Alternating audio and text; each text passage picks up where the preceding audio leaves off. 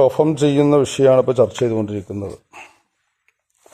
പുരുഷനിക്ക് 3 വസ്ത്രമാണ് അഫ്ളൽ, സ്ത്രീകൾക്ക് 5.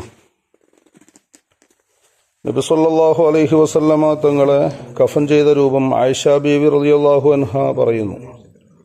കുഫിന റസൂലുള്ളാഹി സ്വല്ലല്ലാഹു അലൈഹി വസല്ലം ഫി സലാസത്തി അസ്വാബിൻ, 3 വസ്ത്രത്തിലാണ് നബി സല്ലല്ലാഹു അലൈഹി വസല്ലമ തങ്ങളെ കഫൻ ചെയ്യപ്പെട്ടത്. ബീളിൻ, വെള്ള, ലൈസ ഫിഹ ഖമീസുൻ വലാ ഇമാമ, അതിൽ നീളം കുപ്പായവും തലൈകെട്ടും ഇല്ലായിരുന്നു. അപ്പം അങ്ങനെയാണ് പുരുഷന് അഫ്ളലായ രൂപം. ഖമീസും തലപ്പാവും വേണ്ട. എന്നാൽ കൂട്ടിയാൽ സുന്നത്തിന് വിരുദ്ധമായി എന്ന ഒരർത്ഥം അതിലുണ്ട്. കൂട്ടണ്ട, സായിദ വേണ്ട.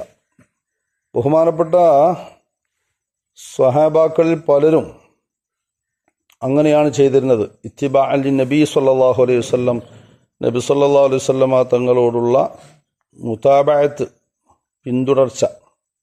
അങ്ങനെയാണ് നമ്മളും ചെയ്യേണ്ടത്. 3 വസ്ത്രം. വസ്ത്രത്തിൻ്റെ അളവും കാര്യമൊക്കെ നമ്മൾ ഇന്നലെ പറഞ്ഞിരുന്നു. എന്നാൽ അവിടെ ഫിഖ് സംസാരിക്കുന്ന ചില കാര്യങ്ങളുണ്ട്. ഇപ്പോൾ കഫൻ പുട നമ്മൾ വിരിച്ച് തയ്യാറാക്കി വെച്ചിരിക്കുന്നതിന് മുമ്പ് അതിനെ പുകയിപ്പിക്കണമെന്ന് പറഞ്ഞു. അതും 3 പ്രാവശ്യമാണ്. ഓരോ കഫൻ പുടയും എടുത്തിട്ട് തബ്ഖീറുഹു, അതിന് മുമ്പ് ഒരു കാര്യം പറയാനുണ്ട്. വയസ്സന് കൗനിൽ കഫനി അബിയള, കഫംപുട വെള്ള തന്നെയാണ് ഇപ്പോൾ എല്ലായിടത്തും ഉള്ളത്. കളറ് വേണ്ട, വെള്ളയാവലാണ് സുന്നത്ത്. മഹസൂരൻ, കഴുകപ്പെട്ടതാവണം എന്നാണ്. കഴുകപ്പെട്ടതാവൽ സുന്നത്ത്.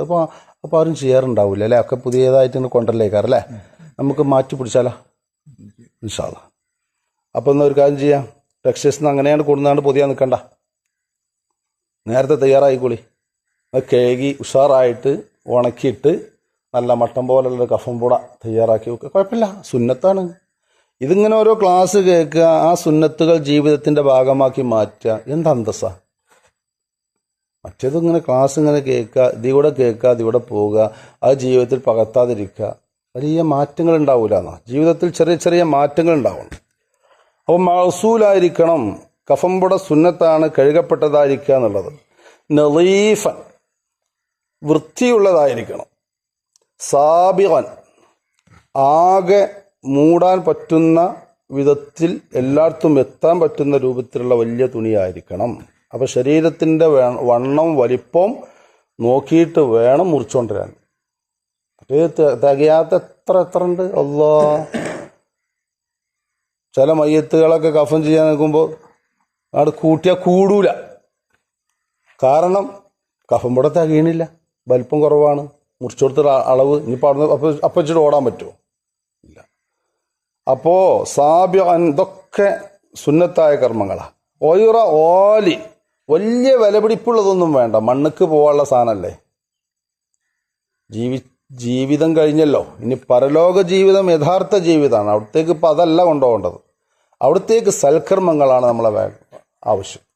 ഇവിടുന്ന് ഉണ്ടാക്കി വെച്ച സൽക്കർമ്മങ്ങളുടെ ലഗേജുകളാണ് കൊണ്ടുപോകേണ്ടത്. അപ്പോൾ വലിയ വിലപിടിപ്പുള്ള വസ്ത്രം വേണ്ട.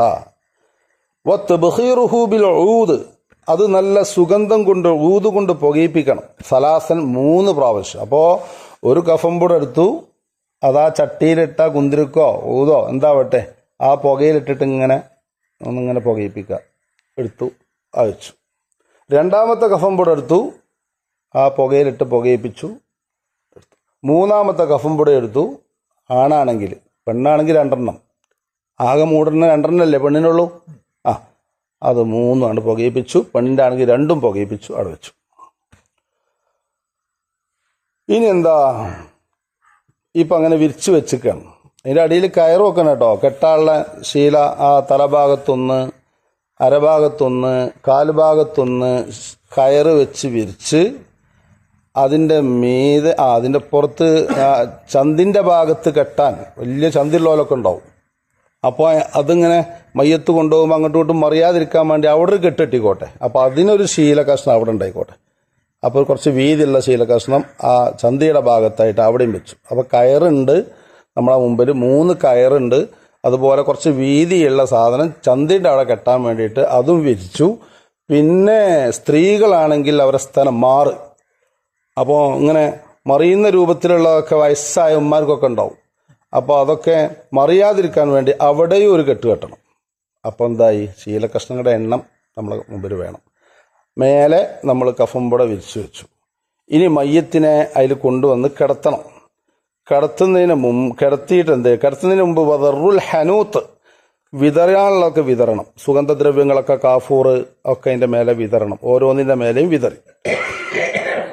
ഇൻഷാ അല്ലാഹ് ഇനി നമുക്ക് പഞ്ഞി വെക്കണം, പരുത്തി. എവിടൊക്കെയാണ് വെക്കേണ്ടത് നാളെ പറയാം. അല്ലാഹു സുബ്ഹാനഹു വ തആല തൗഫീഖ് ചെയ്യട്ടെ. അൽഹംദുലില്ലാഹി റബ്ബിൽ ആലമീൻ. അല്ലാഹുമ്മ സ്വല്ലി അലാ സയ്യിദിനാ മുഹമ്മദിൻ വഅലാ ആലി സയ്യിദിനാ മൗലാനാ മുഹമ്മദ്. അർഹമുർ റഹ്മാനായ അൽ മലിക്കുൽ ജബ്ബാറായ അല്ലാഹുവേ, പ്രഭാത സമയത്തുള്ള സംസാരം നീ കബൂലാക്കണേ അല്ലാഹ്. ഈ ഒരുമിക്കലിൽ നീ ബറക്കത്ത് ചെയ്യണേ അല്ലാഹ്. ഞങ്ങളുടെ എല്ലാവിധ രോഗങ്ങൾക്കും ഷാഫിയായ റബ്ബേ നീ ശിഫ നൽകണേ അല്ലാഹ്. ഞങ്ങളെ മക്കൾ, പേരമക്കൾ, മരുമക്കൾ, കൂട്ടുകുടുംബാദികൾ, ഗൾഫിൽ പോയവർ, പോവാൻ ഉദ്ദേശിക്കുന്നവർ, ഇവിടെ നാട്ടിൽ ജോലി ചെയ്യുന്നവർ, എല്ലാവരുടെ ജോലിയിലും നീ ബറക്കത്ത് ചെയ്യണേ അല്ലാഹ്. ഇന്നത്തെ ദിവസത്തിലുള്ള ഖൈറുകളൊക്കെ ഞങ്ങൾക്ക് നൽകണേ അല്ലാഹ്. ഇന്നത്തെ ദിവസത്തിൽ വല്ല അദാബ്, വല്ല ഷർറുകൾ ഞങ്ങളെ തലക്ക് മീതെ വരുന്നുണ്ടെങ്കിൽ അത് നീ തട്ടി മാറ്റണേ അല്ലാഹ്. റഹ്മാനും റഹീമുമായ റബ്ബേ, ഞങ്ങളെ ഖബർസ്ഥാനിലും മറ്റു ഖബർസ്ഥാനുകളിലൊക്കെ മറപ്പെട്ട് കിടക്കുന്ന ഞങ്ങളെ ബന്ധുമിത്രാദികൾ, മുഅ്മിനീങ്ങൾ, മുഅ്മിനാത്തുകൾ എല്ലാവർക്കും ഇതിൻ്റെ സവാബ് നീ എത്തിക്കണേ അല്ലാഹ്. അവർക്കൊക്കെ നീ പുറത്തു കൊടുക്കണേ അല്ലാഹ്. അവർക്കൊക്കെയും നീ ജന്നാത്തുൽ ഫിർദൗസിൽ ഇടം നൽകണേ അല്ലാഹ്. അല്ലാഹുവേ, ഞങ്ങളെ പള്ളിയുടെ നിർമ്മാണം ദ്രുതിഗതിയിൽ നടന്നുകൊണ്ടിരിക്കുകയാണ്. റഹ്മാനായ റബ്ബേ, അതിന് ഖിദ്മ ചെയ്യുന്ന എല്ലാവരുടെ സഅയ്യുകളും നിന്റെ അടുക്കൽ പൊരുത്തപ്പെട്ട അമലാക്കി മാറ്റണേ അല്ലാഹ്. റഹ്മാനും റഹീമായ റബ്ബേ, അതിന് തുടക്കം മുതൽ ഇന്നോളം വരെ സഹായിച്ചവരെ നീ അകമഴിഞ്ഞ് സഹായിക്കണേ അല്ലാഹ്. എല്ലാവരുടെ പരിശ്രമങ്ങൾക്കും അർഹിക്കുന്ന പ്രതിഫലം നാളെ നീ നൽകണേ റഹ്മാനെ. ഇന്ന് ദുനിയാവുന്നും നൽകണേ റഹ്മാനെ. വിവാഹപ്രായം എത്തി നിൽക്കുന്നവരും വിവാഹം കഴിഞ്ഞവരുമായ എല്ലാവർക്കും നീ ഖൈറുകൾ നൽകണേ റബ്ബേ. പടച്ചോനെ, ഞങ്ങളെ മക്കളൊക്കെ നീ സ്വാലിഹീങ്ങളിൽ ഉൾപ്പെടുത്തണേ അല്ലാഹ്. നല്ല ഹിഫുലും ഫഹമും ഒക്കെയുള്ള മക്കളാക്കി തരണേ അല്ലാഹ്. റഹ്മാൻ റഹീമായ റബ്ബെ, ആഖിബത്ത് നന്നാക്കി തരണേ അല്ലാഹ്. ചീത്ത മരണം ഞങ്ങൾക്ക് ആർക്കും നൽകല്ല അല്ലാഹ്. ربنا تقبل منا إنك أنت السميع العليم وتب علينا إنك أنت التواب الرحيم فاغفر لنا وارحم موتانا يا راحم المساكين آمين آمين آمين برحمتك يا أرحم الراحمين بفضل صلى الله على محمد صلى الله عليه وسلم صلى الله على محمد صلى الله عليه وسلم اللهم صل على محمد يا رب صل عليه وسلم وصل على جميع الأنبياء والمرسلين والحمد لله رب العالمين. تقبل الله. السلام عليكم ورحمة الله وبركاته.